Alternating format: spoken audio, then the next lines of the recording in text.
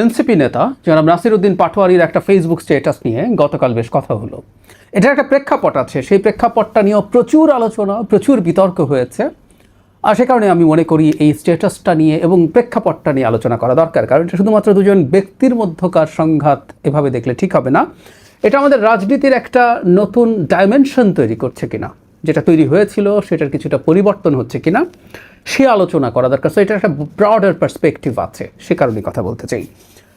ব্যাকগ্রাউন্ডটা আমরা একটু বলি, তার আগে স্ট্যাটাসটা সম্পর্কে একটু ছোট্ট বেসিক বলে রাখি। আমি হয়তো স্ট্যাটাসটা পড়বো পুরোটা, এটা একটু রেকর্ড থাকুক এখানে। তিনি যে ধরনের আচরণ সাম্প্রতিক সময়ে করছিলেন তার প্রতিদ্বন্দ্বী রাজনৈতিক দল এবং ব্যক্তিদের বিরুদ্ধে, সেই ব্যাপার থেকে তিনি সরে আসার এক ধরনের সিদ্ধান্ত নিয়েছেন। যদিও অনেকে আশঙ্কা প্রকাশ করছেন, অনেকে সন্দেহ প্রকাশ করছেন তিনি এই জায়গায় ঠিক থাকবেন কি না। যাই হোক, আমরা তিনি ঠিক থাকবেন কি থাকবেন না এই আলোচনা সরিয়ে রেখে তিনি যে স্ট্যাটাসটা দিয়েছেন তার যে রিয়েলাইজেশন আছে সেটাকে স্বাগত জানাতে চাই। এটার একটা প্রেক্ষাপট আছে। জনাব মির্জা আব্বাস যখন অসুস্থ হলেন, উনি যথেষ্ট খারাপভাবে অসুস্থ হয়েছেন, তাকে দেশে মাথায় অস্ত্রোপচার করতে হয়েছে। তারপর তিনি এখন সিঙ্গাপুর আছেন। তিনি ঠিক কেমন থাকবেন, কতটা সুস্থ হয়ে উঠবেন আমরা এখনও জানি না, কিন্তু এই ঘটনার সাথে কিছুটা হলেও জনাব নাসিরউদ্দিন পাটোয়ারির নাম বলা হয়েছে। আমরা ব্যাখ্যাটা একটু দেখি এবং জনাব নাসিরউদ্দিন পাটোয়ারি যা করেছেন সেটা তিনি সঠিক করেছেন না বেঠিক করেছেন, আরও অনেকে করেছেন, পাল্টাপাল্টি নানান ডিবেট হয়েছে। এবং জনাব মির্জা আব্বাসের বিরুদ্ধে জনাব নাসিরউদ্দিন পাটোয়ারি যে ধরনের বক্তব্য এবং মন্তব্য নির্বাচনের প্রচারণার সময় করেছেন বা তার দলের অন্যান্যরা করেছেন, সেটা এমনকি আক্রমণাত্মক ভাষারও রেড লাইন ক্রস করে কিনা সেই আলাপটা আছে। 5 আগস্ট পরবর্তী সময় আমরা খেয়াল করেছি ভাষার ক্ষেত্রে সিরিয়াস ধরনের আক্রমণাত্মক ভাষা ব্যবহার করা হয়েছে, প্রচুর স্ল্যাংয়ের ব্যবহারও আমরা দেখেছি। প্রয়াত ওসমান হাদি তিনি প্রকাশ্যে কিছু স্ল্যাং বলেছিলেন একটা সময়, এবং সেটা নিয়ে যখন প্রচুর ডিবেট দানা বাঁধে তখন অনেক তাত্ত্বিক এটাকে যৌক্তিকতার দেওয়ার চেষ্টা করেছেন। তারা বলেছেন যে দীর্ঘদিন অপ্রেসড থাকা মানুষ তার প্রতিবাদ এভাবেই করে এবং তারা এটাকে এনকারেজ করেছেন, প্রমোট করার চেষ্টা করেছেন। ফলে এই ধরনের ভাষা যেগুলো একসময় আমাদের রাজনীতিতে কখনোই শোনা যেত না, সেই ধরনের ভাষা, গালি, স্ল্যাং ঢুকে পড়ল। ঢুকতে ঢুকতে একটা প্রজন্মের কাছে সম্ভবত এটার বেশ ফ্র্যাকশন হলো। আমাদের মনে থাকার কথা, জনাব তারেক রহমানের বিরুদ্ধে বিভৎস, অশ্লীল, নোংরা গালি দিয়ে স্লোগান দেওয়া হয়েছে। আমাদের বীর মুক্তিযোদ্ধা জনাব ফজলুর রহমানের বাসার সামনে বসে প্রকাশ্যে মাইকে স্টুডেন্টরা বিভৎস গালিগালাজ করে স্লোগান দিয়েছেন এবং অনেকে এগুলোকে সমর্থন করার চেষ্টা করেছেন। কিন্তু এখানে একটা কিন্তু আছে, জনাব মির্জা আব্বাসের বিরুদ্ধে যে ক্যাম্পেইন ছিল সেটা এই ঘরানার ছিল না, ভিন্ন ছিল। তাকে স্পষ্টভাবে একটা ফৌজদারি অপরাধে অভিযুক্ত করে বক্তব্য দেওয়া হয়েছে, স্লোগান দেওয়া হয়েছে যে তিনি চাঁদাবাজ, তিনি গ্যাংস্টার। এমনকি বিদেশি একটা ডেলিগেটের সামনে আমরা খেয়াল করেছি জনাব নাসিরউদ্দিন পাটোয়ারি জনাব মির্জা আব্বাসকে এই ধরনের অভিযোগ করেছিলেন। এখন প্রশ্ন হচ্ছে, এর জবাবে এর পাশাপাশি অনেকে এরপর এনসিপির অনেকের বিরুদ্ধে পাল্টা কী ধরনের ক্যাম্পেইন চলেছে সেগুলো সামনে এনেছেন। আমরা একটা জিনিস গুলিয়ে ফেলি, কারো বডি শেমিং করা বা কাউকে কোনো অশ্লীল গালি দেওয়াও অন্যায়, আর একই সাথে কারো বিরুদ্ধে সুস্পষ্ট একটা ফৌজদারি অপরাধের অভিযোগ আনা ভিন্ন জিনিস। জনাব মির্জা আব্বাসের বিরুদ্ধে যেভাবে চাঁদাবাজির অভিযোগ আনা হয়েছে স্পষ্টভাবে, সেটা তো হয়েছেই একটা পর্যায়ে, এটা এমন পর্যায়ে চলে গিয়েছিল, যদিও জনাব হাসনাত আব্দুল এটার জন্য অ্যাপোলোজাইজ করেছেন। একজন শিশুকে নিয়ে তিনি একটা ভিডিও আমাদের সামনে চলে আসে, যেটা তিনি বলছেন একটা ক্লোজ গ্রুপে ছিল। যদি ক্লোজ গ্রুপেও এই ধরনের ভিডিও করা বা স্প্রেড করা উচিত না। আমি আবারও বলছি, জনাব হাসনাত আব্দুল অত্যন্ত দায়িত্বশীলতার পরিচয় দিয়ে সরি বলেছেন, আমরা সেটা ভুলে যাব। কিন্তু যে বলছি যে তাকে চাঁদাবাজ একটা মানুষকে স্পেসিফিকলি অভিযোগ করা হচ্ছে, তাহলে আসলে আমি মনে করি এটার বিরুদ্ধে মামলা হওয়াই উচিত ছিল। সেটা অন্য কেউ না, জনাব মির্জা আব্বাস করতে পারেন, কারণ যিনি তাকে অভিযোগ করছেন তাদের যখন তার মানহানি হচ্ছে এটা প্রমাণ করতে হবে। এটা অন্য সব গালি না। আমি আবারও বলছি, কোনো কোনো গালি ইভেন শুনতে এর চেয়ে খারাপও লাগতে পারে, কিন্তু কারো বিরুদ্ধে একটা ফৌজদারি অপরাধের স্পেসিফিক অভিযোগ করে যখন ক্যাম্পেইন করা হয়, সেটার প্রমাণ আসলে যিনি করছেন তাকে দিতে হবে। আদারওয়াইজ এই ধরনের ক্যাম্পেইনের বিরুদ্ধে দাঁড়াতে হবে এবং এটাকে আমি রেড লাইন মনে করি, সিরিয়াসলি মনে করি। অন্য সব আক্রমণাত্মক বা গালিগালাজকেও রেড লাইন মনে করি, কিন্তু এটা একটা সিরিয়াস রেড লাইন। সুতরাং যারা মির্জা আব্বাসের বিরুদ্ধে অভিযোগকে এনসিপির কারো বিরুদ্ধে যে ধরনের অভিযোগ করা হয়েছে, যে ধরনের স্লোগান দেওয়া হয়েছে, কখনো কখনো মানে বডি শেমিং করা হয়েছে বা এই ধরনের কথা, সেগুলোকে সোশিওইকোনমিক কন্ডিশন নিয়ে ইঙ্গিত করে বাজে কথা বলা হয়েছে, সেগুলো খুবই খারাপ, কিন্তু এই দুটো তুলনীয় না, এটা আমাদের বুঝতে হবে।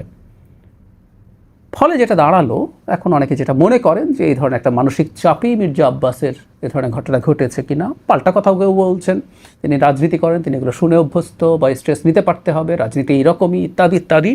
ফলে ওই ডিবেটটা এসে হাজির হয়েছে যে আমরা রাজনীতি করি মানে আমরা সব কিছু বলে ফেলতে পারি কিনা, এবং এই ধরনের আক্রমণাত্মক কথা যদি বলা যায় এবং সেটার মাধ্যমে যদি কিছু অংশের মানুষের কাছে ট্র্যাকশন পাওয়া যায়, এটা সমাজে চলতে থাকে।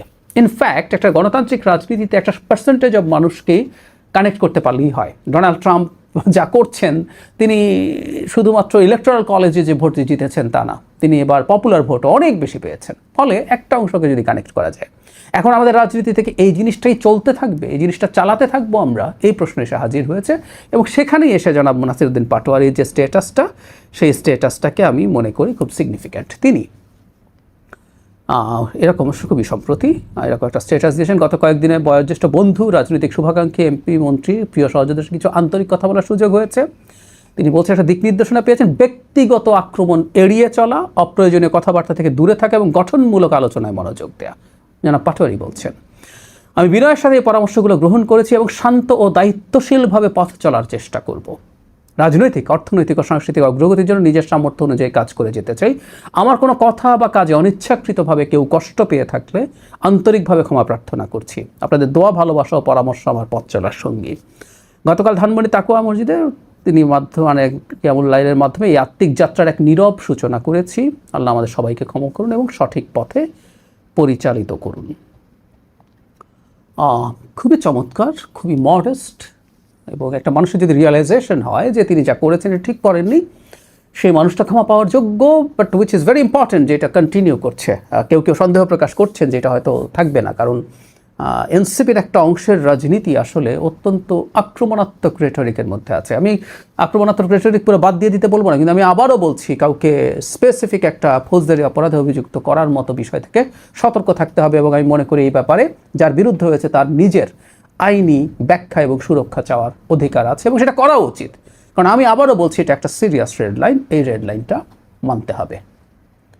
জনাব নাসিরউদ্দিন পাটোয়ারি যেটা বললেন, আমি স্বাগত জানাই, সাধুবাদ জানাই, এবং আমি চাই বাংলাদেশে ভবিষ্যতে একটা গণতান্ত্রিক রাজনৈতিক ধারা থাকুক, সমালোচনা থাকবে, আলোচনা থাকবে, আক্রমণও থাকবে। আমি রাজনীতিতে আক্রমণ করবো না, আমি তা বলছি না। রাজনীতি খুবই সিরিয়াস ব্যাপার, কেউ কাউকে আক্রমণ করবেনই, কঠোর ভাষা ব্যবহার করবেন, কখনো কখনো সেটা কারো কারো কাছে বেশি মনে হতে পারে, সেটাও থাকুক। আমরা খুব রাতারাতি খুব উদার গণতান্ত্রিক হয়ে যাব তা তো না। আর ওই যে প্রায় বলি যে একটা ভয়ের জায়গা আছে, বর্তমান পৃথিবীটা উগ্র ডানপন্থী রাজনীতির এক ধরনের বাড়বাড়ন্তের সময়। কিন্তু এখন প্রশ্ন হচ্ছে, আমরা এই গড্ডালিকা প্রবাহে গা ভাসিয়ে শর্ট টার্ম সাফল্য অর্জন করতে চাইব কি চাইব না। আমরা যদি দেশের ভালো করতে চাই, আমরা যদি সত্যিকার অর্থে একটা গণতান্ত্রিক পরিবেশ তৈরি করতে চাই, তাহলে আমাদের সমালোচনার মধ্যে, আমাদের অভিযোগের মধ্যে, আমাদের আক্রমণের মধ্যে কোথাও একটা সীমানা থাকা দরকার, এবং কিছু কিছু রেড লাইন থাকা দরকার। যে রেড লাইনে আমাদের এক ধরনের সোশ্যাল কন্ট্রাক্ট থাকবে যে এই রেড লাইন আমরা ক্রস করব না। এই রেড লাইনগুলো ক্রস করা আমাদের সমাজকে সিরিয়াসলি আনস্টেবল করে দিতে পারে। আমরা শেখ হাসিনার বিরুদ্ধে যে ধরনের আন্দোলন করে যে ধরনের বাংলাদেশের স্বপ্ন দেখেছি, যেখানে আমরা গণতান্ত্রিক ব্যবস্থায় থাকবো, আমরা আলোচনা, তর্ক বিতর্ক, অন্যের মতকে সম্মান জানানো, অন্যের মতকে অ্যাকোমোডেট করার মাধ্যমে একটা অন্তর্ভুক্তিমূলক সমাজ বা গণতন্ত্র তৈরি করব, সেই চেষ্টাটা বৃথা হয়ে যাবে। যেন পাটোয়ারিকে আমি আবারও আন্তরিকভাবে ধন্যবাদ জানাই, মোবারকবাদ জানাই। এটা শুধু একজন ব্যক্তির কথা না, এটা হয়তো আমাদের রাজনীতির একটা দিক নির্দেশনা ভবিষ্যতের জন্য দেবে। আমি আশা করি তার দল এবং অন্যান্য দলেরও যারা মনে করেন যে খুবই আক্রমণাত্মক হওয়া এবং একজন মানুষকে বিভৎস রকমভাবে তুচ্ছ-তাচ্ছিল্য করার মাধ্যমে, অভিযুক্ত করার মাধ্যমে অনেক গেইনিং সম্ভব, তাদের কাছে এটা একটা এক্সাম্পল হতে পারে যে আমাদের রাজনীতির গতি প্রকৃতি কেমন হওয়া উচিত। এনসিপি তার নাসিরউদ্দিন পাটোয়ারি যেভাবে বলছেন সেভাবে তার রাজনীতি ধারণ করুক, তারা বাংলাদেশের গণতান্ত্রিক স্পেসে তাদের যতটুকু ফুটপ্রিন্ট পাওয়া সম্ভব সেটা তারা পাক, এটা রাষ্ট্রের জন্যই ভালো হবে।